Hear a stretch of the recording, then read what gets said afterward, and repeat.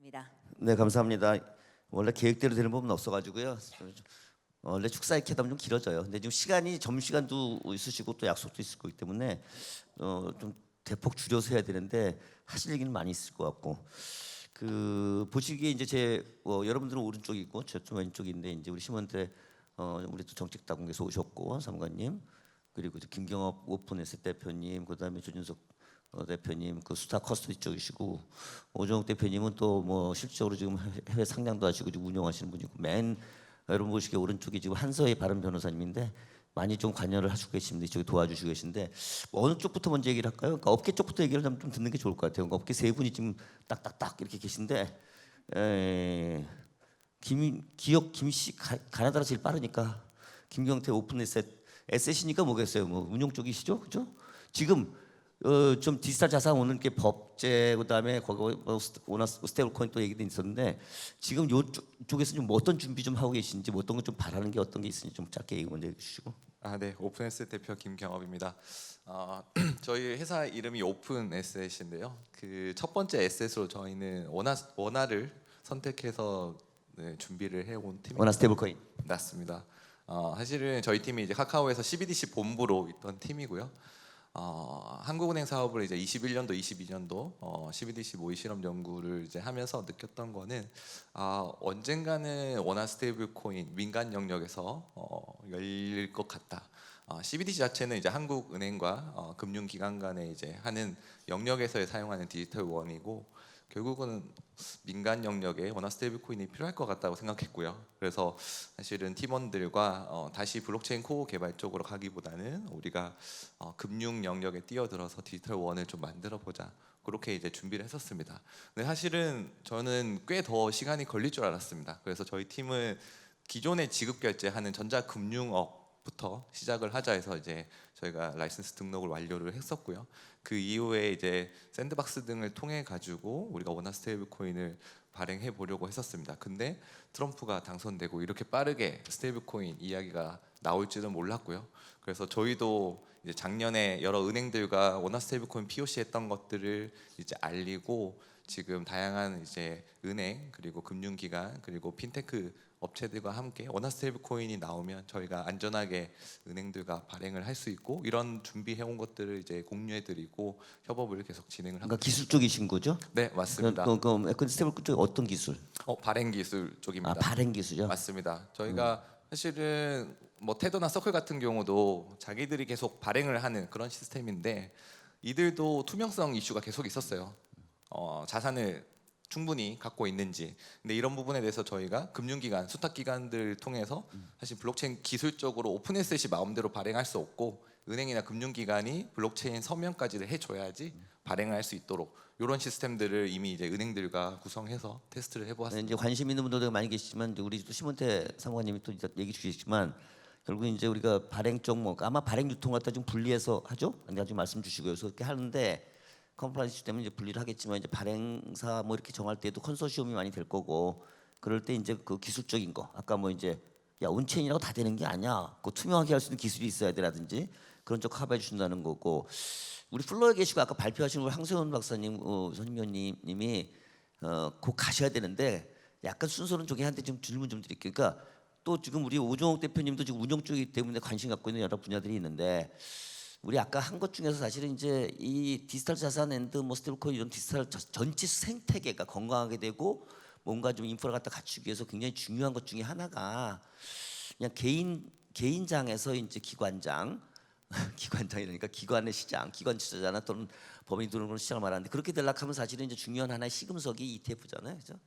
그래서 가상자산, 뭐 비트코인, 이더리움, 현물 ETF, 또 요새 뭐 솔라나 뭐 리플 다 나왔던데 그런 부분들이 좀 그 되기 위해서 우리 심은 사관님 이야기 주셨지만 금융 쪽에 이제 쭉 앞으로 단계 갖다 저번에 이제 금융에서 발표를 하셨었잖아요, 그죠? 근데 좀 지금 단계에서 좀 시급하게 이게 좀 인프라가 구축되고 하려면 뭐가 좀 필요한지 좀 그런 거 좀 먼저 언급을 주시면 괜찮으세요? 여기 마이크. 네, 지금 현실적으로 가장 빨리 조금 도입될 필요성이 있는 부분이 비트코인, 그러니까 가상자산을 기초자산으로는 ETF, 그리고 가상자산의 기초자산으로는 이제 파생상품 거래, 주로 이제 선물 거래가 해당되겠죠.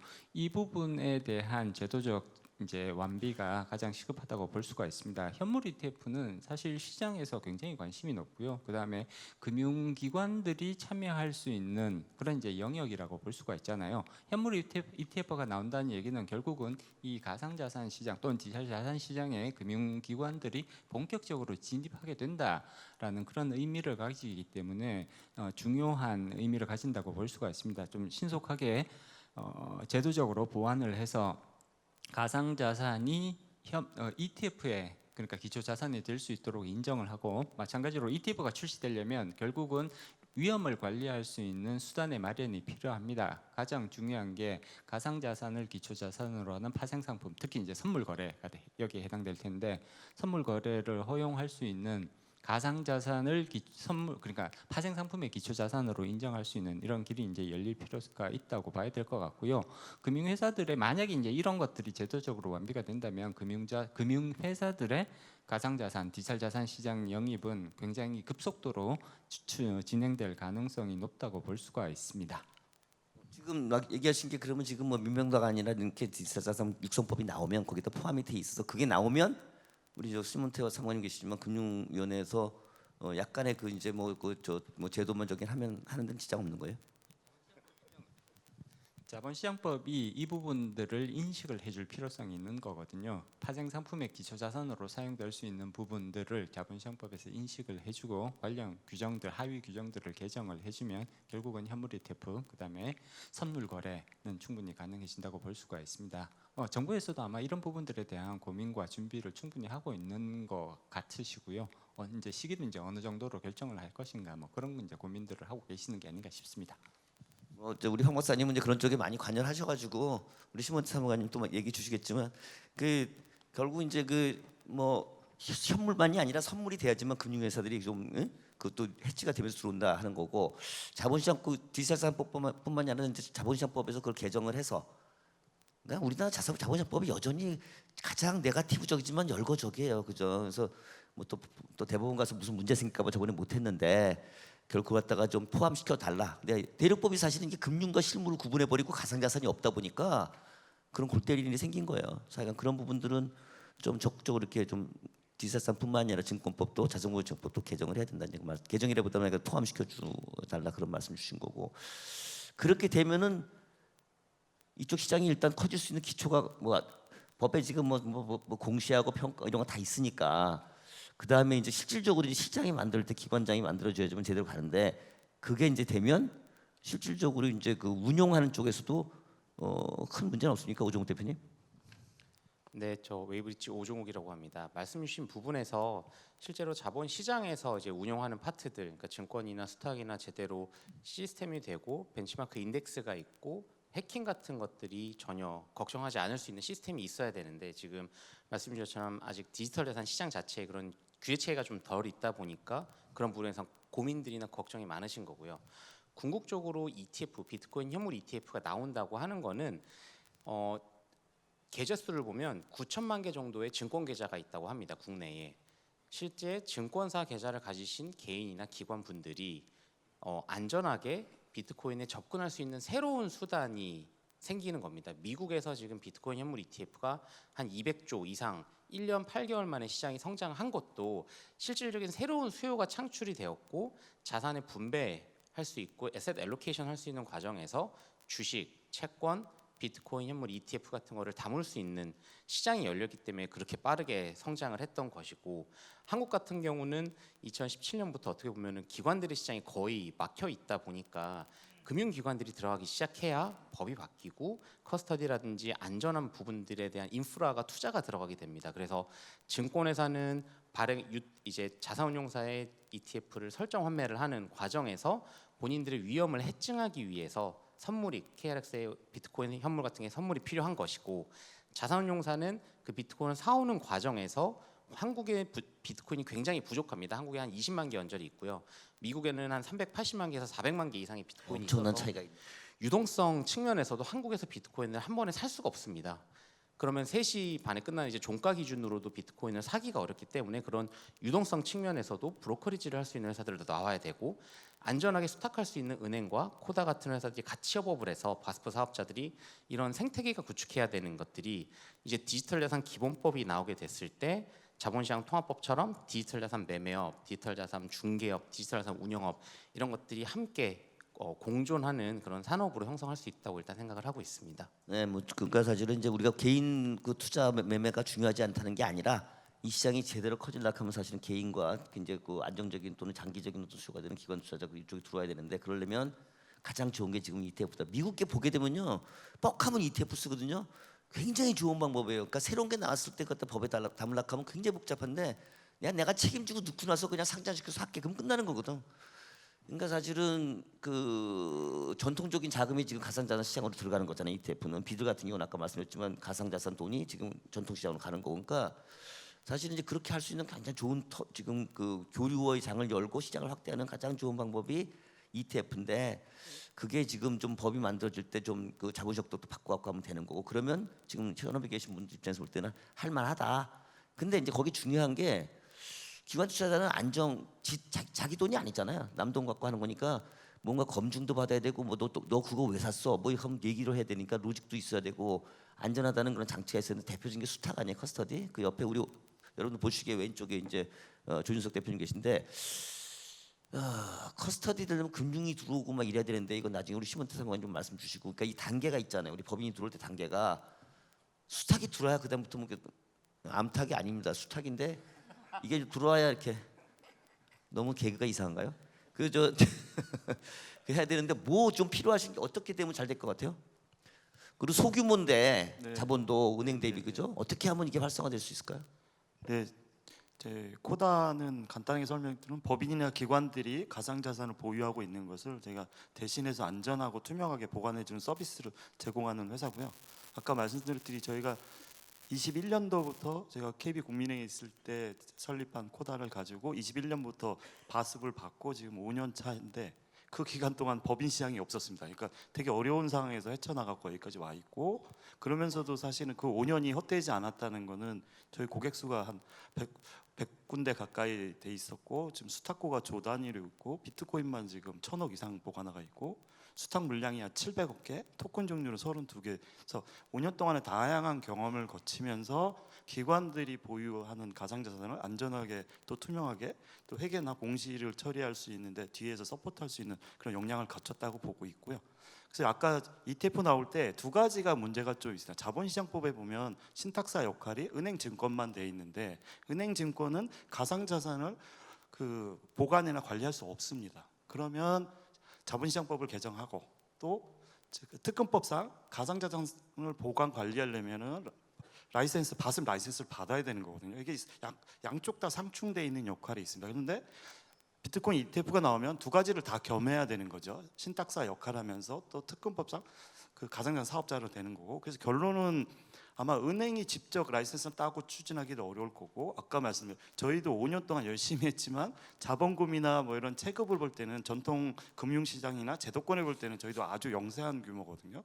그래서 저희가 갑자기 제도권 금융처럼 뭐 자본금 몇 천억씩 올린다는 건 불가능하기 때문에 저는 단계가 1단계는 협업 체제로 갈 것 같고 은행한테 기본적으로 신탁사 지위를 주고 은행보로 저희들하고 협업하면서 위스탁 관계로 아마 서비스가 초창기는 아마 진행이 될 거고 그러면서 저희들도 점점 이제 법인 시장 열리면서 이제 글로벌 경쟁력이나 체급을 갖추면서 독자적으로 나가든가 아니면 은행들도 자기들이 저희들을 인수해서 자회사를 하든지 아니면 독자적 하든 그런 양적인 그다음 선량한 경쟁 관계가 되면서 산업이 발전될 거라고 보고 있고요.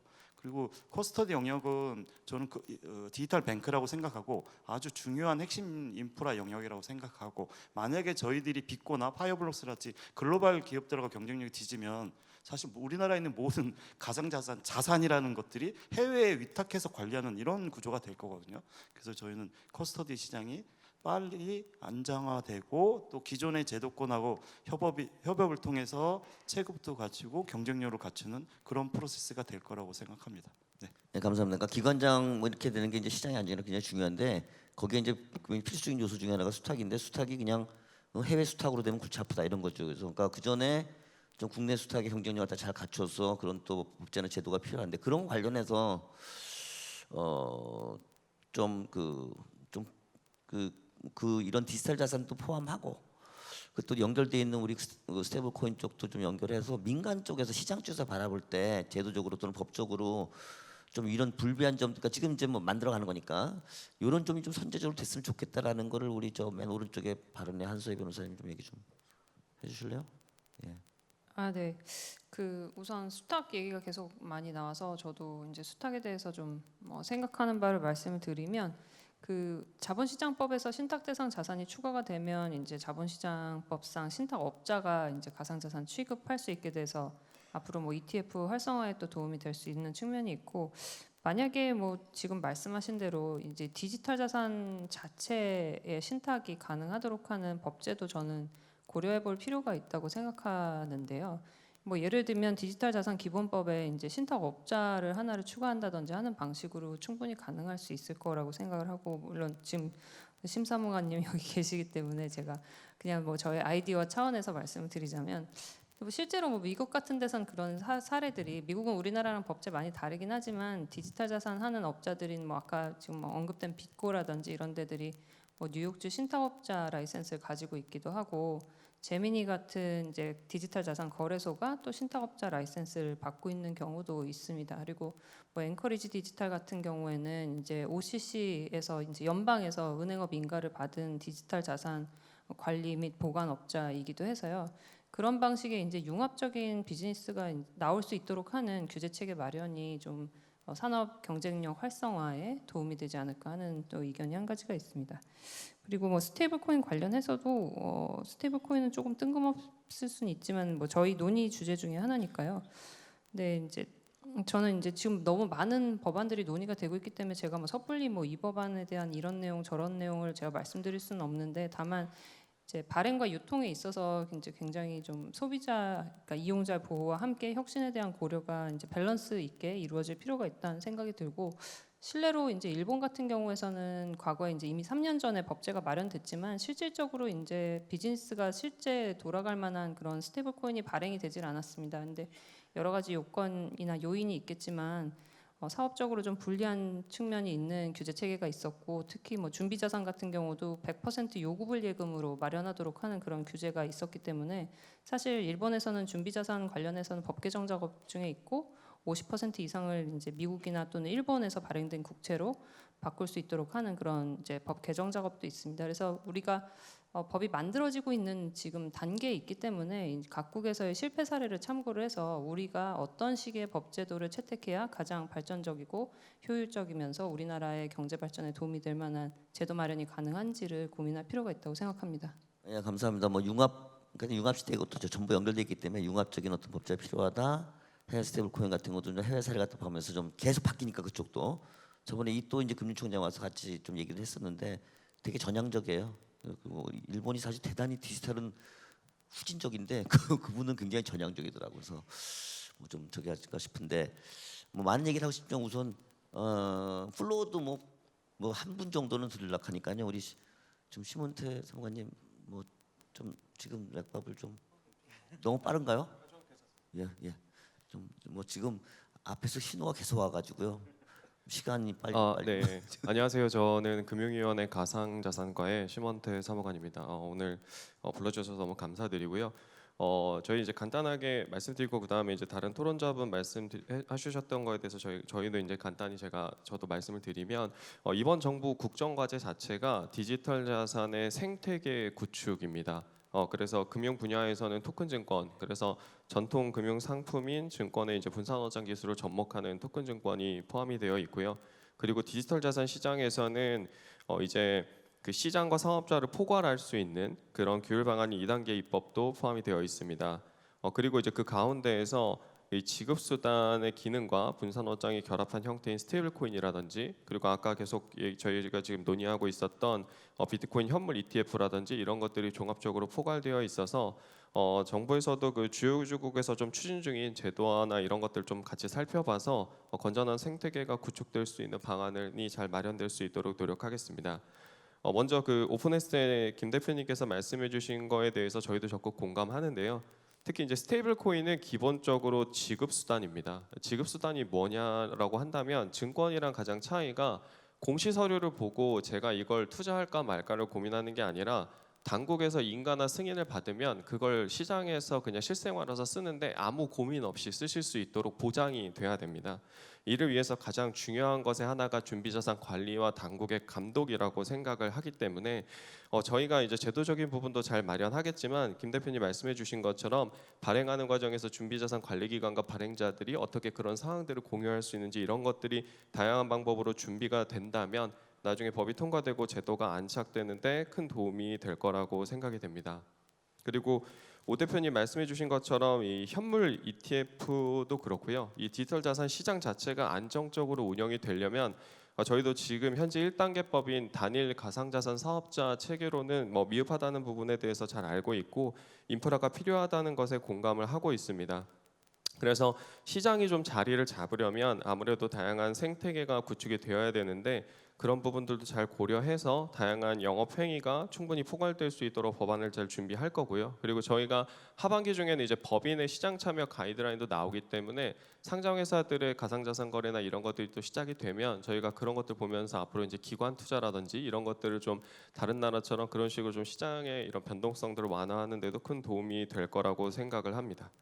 그리고 이제 미국 그 조진석 대표님 말씀하신 것처럼 미국 현물 ETF 같은 경우도 되게 다양한 형태로 수탁을 하고 있습니다. 은행과 디지털 자산 보관업자들이 협업을 하는 경우들도 있고, 그리고 기본적으로는 미국에서는 이제 트럼프 행정부 2기 출범하면서 기존에 이제 회계 지침도 바꿔주고 최근에는 이제 연준이라든지 FDIC라든지 OCC라든지 은행 감독하는 기관에서 은행들의 수탁 가이드라인도 최근에 8월인가에 발표를 해줬거든요. 그래서 이런 것들도 저희가 잘 모니터링을 하고 있고, 특히 이 수탁과 은행의 어떤 시장 참여 부분은 저희가 법만 만들어서 되는 게 아니라 저희가 이제 17년부터 했었던 이런 기존의 저희의 어떤 행정지도 이런 것들도 좀 같이 살펴봐야 되는 부분들이 있기 때문에 운영하시는데 부족함이 없도록 저도 잘 알고 있고 잘 준비하겠습니다. 그리고 이제 한서희 변호사님 말씀하셨던 스테이블 코인 관련돼서는 사실 이제 일본 같은 경우도 그렇지만 주요국에서 제도화가 제일 본격적으로 추진된 부분이 스테이블 코인입니다. 아까 그 서병윤 소장님 발표하신 것처럼 가장 관심이 많은 부분이기 때문에 미카나 일본 같은 경우는 일찌감치 마무리를 했고 지니어스 액트도 올해 이제 제정이 됐고 홍콩도 규율 체계 다 마련이 됐습니다. 그리고 그 지금 이 부분은 법안도 제일 많이 발의되어 있는데 안도걸 의원안, 김은혜 의원안, 김현정 의원안 보면 전체적으로 큰 방향에서 궤가 다 비슷합니다. 그래서 발행인에 대해서는 금융당국, 금융위가 인가하고 백서 등이나 이런 것들에 대해서는 공시를 하고 준비자산 잘 관리를 하고 금융당국에게 이제 포괄적이거나 긴급한 조치 권한 등을 부여하는 형태로 되어 있기 때문에 저희도 이런 부분 잘 모니터링해서 정부안에 충분히 반영이 될 수 있도록 잘 준비하겠습니다. 감사합니다. 예, 감사합니다. 박수 한번 주시죠. 예, 그리고 저 플로어에서 한 분 정도만 죄송해요. 짧게 하셔야 돼요. 짧게 주시고 그 다음에 그냥 단답부를 하고 그 다음에 바로 또 해야 되기 때문에 그리고 더 있으신 분들은 끝나시고 그냥 못 가시고 붙으시면 됩니다. 그냥 큰 소리로 아이고 자, 예, 오 대표님 예, 역시 현업에 계신 분이 빨라야 돼요. 고맙습니다. 그래야 돈을 벌지. 예, 저는 한국도시재생연구원의 김종영이라고 합니다. 짧게 예, 주세요. 예. 오래전부터 짧게 말씀드리겠습니다. 질문만. 예. 예. 사실 우리 법안 통과가 되겠습니다만은 핵심은 유동성입니다. 유동성. 바로 스테이크코인도 바로 유동성이거든요. 바로 유동성 위기가 올지도 모르니까 가장 쉽게 유통할 수 있는 현금 유통할 수 있는 그런 시스템을 만든 거라고 생각합니다. 그런데 지금 현재 법안 발의 처안을 내가 봤습니다만은 어딘가 모르게 굉장히 미비한 점이 좀 있거든요. 근데 유동성 위기를 할 수 있는 어떤 그런 위기도 그런 어떤 흠집도 있고요. 그래서 유동성에 얼마만큼의 저감하느냐, 아니면 신속하게 할 수 있느냐 그 점에 대해서 누가 좀 설명해 주셨으면 고맙겠습니다. 그러니까 이제 발행했는데 정말 규모경제 작동해 갖고 이게 충분히 서큘레이션하는 현금으로 화폐로서 가치를 기능을 할 수 있느냐. 그렇죠. 예, 그런 중요한 부분은 그겁니다. 예. 저희 정책당뿐만이 아니라 업계에서도 노력을 많이 해야 되고 그냥 딱 20초로 얘기했을 분, 20초로 얘기할 수 있는 분, 20초 누가 할 수 있어요? 20초. 예, 그래. 20초예요? 길어지면 안 돼. 예, 일단은 결론만 걱정하지 않으셔도 된다고 말씀드리고요. 그리고 지금 준비 자산이 다 현금성 자산이고 즉시 100% 환급이 가능한 거고, 그걸 이제 감독 당국이 정말 즉시 환급이 가능하냐를 관리 감독하실 거고, 그래서 기존의 은행들도 지준율이 7%거든요. 지금 은행들도 지금 모든 예금자들이 출금 요청하면 7%밖에 못 줘요. 물론 한국은행에서 뒤에서 이제 리저브를 좀 해주겠지만, 근데 지금 스테이블 코인들은 100% 현금성 자산이고 즉시 환급이 가능한 구조로 갈 거고, 그걸 감독 당국이 그런 구조로 준비금을 관리하는지 관리하실 거고, 그래서 저는 가능하다고 봅니다. 예, 감사합니다. 그러니까 유동성이 두 가지 의미가 있는데, 그러니까 발행 그런 요건 같은 걸 잘 해가지고 이제 잘 나오게 하는 거, 그다음에 지금 말씀하신 대로 이제 환금성 갖다 보장해 줄 수 있는 그런 구조가 돼서 유동성이 하나 있고, 사용처가 다양해가지고 많이 쓸 수 있어 발행할 수 있는 구조가 되는 게 있는데, 그까지만 할게요. 사용처 얘기하려면 또 끝도 없어. 근데 굉장히 방법이 많이 있다. 원어스테이크 생각할 것보다 사용처 많다. 이 정도로 얘기하고, 또 질문 있으신 분들은 그냥 붙들고서 물어보세요. 끝나고, 그죠? 네, 그러니까 쟤는 이제 저도 아까 급해가지고 얘기를 못했는데, 좀 더 확신을 하나 드리기 위해서 큰 틀의 그 기술의 발전이 어떻게 생각하십니까? 환경을 바꾸고 환경이 바뀌면 우리는 바뀐 환경 속에서 비즈니스 모델이라 생각했는데, 우리 생각은 계속 그냥 그 전의 환경에 머물러 있어요. 그러니까 창업을 못하고 사업이 안 되는 거긴 한데, 큰 틀의 기술이 AI에서 블록체인에서 IoT로 가요. 너 확신하느냐? 예, 확신합니다. 왜냐하면 가성비가 좋기 때문에. 근데 그 IoT는 뭐냐면 스마트 컨트랙트 베이스로 해서 가가지고 하는 거고, 그 빅데이터가 나와요. 지금의 빅데이터는 다 IOH예요. 우리가 손안에서 다 빅데이터가 지금 나오지만, 엄청난 빠른 디지털 데이터도 나오지만 다 우리 인간이 결정하잖아요, 그죠? IOH예요. 인터넷 오브 휴먼이에요. IoT는 인터넷 오브 띵스예요. 디바이스들이 간에 하는 거예요. 이미 AI끼리 다 결정해 버리잖아요. 그래서 디바이스 가는 길이 다 왔어요 지금. 그러면 거기서 나오는 데이터는 어마무지하잖아요. 지금 이미 인간들이 만드는 데이터, 지구상에 살고 80억 인구에서 만드는 데이터보다 한 5배, 6배, 앞으로 5년쯤 지나면 한 10배, 20배 늘 거예요. 그 데이터를 쓸 수 있으면 어떻게 돼요? AI가 경쟁력이 엄청나게 세지겠죠. 우리나라 국가 경쟁력도 거기서 나올 건데, 결국은 기업이나 산업이나 국가 경쟁이 거기서 나온다 보면 글로 갈 수밖에 없잖아요. 그때 IoT가 어디에 올라가서 쓰죠? 스마트 컨트랙이잖아요. 그걸 어떻게 일일이 인간이 들어가서 결정을 해요? 인간이 준 조건에 의해서 결정되는 거지, 그죠? 그럼 스마트 컨트랙 어디서 움직여요? 언체인, 그죠? 그래서 결국 그쪽으로 갈 수밖에 없다. 지금의 가성뿐만 아니라 이걸 명확히 말씀드리고요. 그러니까 준비를 빨리 해야 되는 거예요. 뭐 남들 하는 거 보고서 하자, 이거 안 돼요. 그 얘기를 말씀드리고 싶고, 또 하나는 더 급한 거는, 미국이 왜 달러 스테이블 코인을 이렇게 막 난리치고 있죠? 제가 생각할 때는 내년에 파월 연준 의장이 임기가 6월달에 끝나면, 미란이 지금 아까 우리 서병현 소장님 얘기하셨잖아요, 그죠? 일론 머스크가 그다음에 지금 팀을 하고 그다음에 지금 미란 얘기 있었는데, 미란이 보고서를 냈잖아요. 미란 구상이 있어요. 그게 뭐냐면 85년에 엠플라자 합의 통해서 잃어버린 10년, 20년, 30년, 이제 35년이 될 거예요. 일본은 그거를 만든 기본적인 구상이 그때 엠플라자 합의고, 그거하고 똑같은 게 미란 구상이에요. 그게 아마 본격적으로 시작이 될 거라고 봐요. 그때 달러 약세 만들면서 달러 패권을 유지할 수 있는 유일한 방법이 달러 스테이블 코인 통해서 전 세계에서 달러 수요를 만들어내고 미 국제 수요를 만들어내서 그걸 막겠다는 거고, 그러면서 달러 금리는 인하시켜 갖고 완전히 바꿀 거예요. 그걸 실물도 준비해야 되지만 금융에서 준비를 해야 되는데 어떻게 하겠어요? 다양한 수단을 가져야 되잖아요. 반드시 원하는 수단을 빨리 발행해서 그것도 아까 말씀한 유동성 확보다 우리가 하지 않으면 굉장히 여러 가지 어려움이 생길 수 있다. 여기까지 말씀드리고, 그래도 마지막으로 우리 심원태 상관이 한번 박수도 받았는데 한번 얘기해 주셔야 될까요? 30초만 뭐. 네, 어쨌든 저희가 많이 2단계 입법이나 이런 부분들 관련돼서 기다리고 계시는 부분들이 있기 때문에 저희도 잘 준비하도록 하고요. 아까 또 플로어에서 그 유동성 말씀해 주셨는데, 저희가 사실 이런 어떤 지금 이제 많이 논의되는 것 외에도 저희가 스테이블코인 발행자는 기본적으로 이제 금융회사에 준하는 수준의 많은 규제들을 적용하게 됩니다. 건전성 규제라든지 자기 자본을 어떤 형태로 보유한다든지. 그래서 그런 부분들도 또 발행 주체로서 대응할 수 있는 역량이나 이런 것들도 저희가 같이 살펴보기 때문에 아무래도 조금 저희가 기다려 주시면 잘 준비해서 법안 발표해서 또 국회 논의에도 적극 참여하고 그렇게 하겠습니다. 네, 이상입니다. 감사합니다.